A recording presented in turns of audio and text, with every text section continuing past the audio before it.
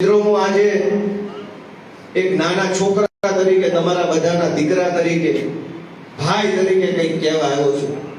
ધારાસભ્ય તો બહુ નાની વસ્તુ છે.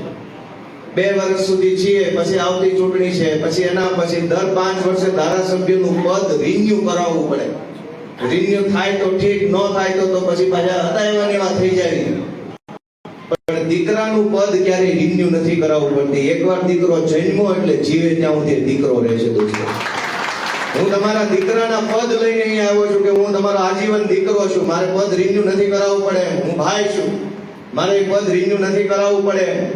અને એટલે હું એક દીકરા તરીકે, ભાઈ તરીકે તમને વિનંતી કરવા આવ્યો છું કે આત્માને જગાડો, પોતાના મનને ઢંઢોળો, આત્માને ઢંઢોળો કે શું આપણે જીવીએ છીએ કે ખાલી હાલતું ચાલતું એક હાડ પિંજર છીએ?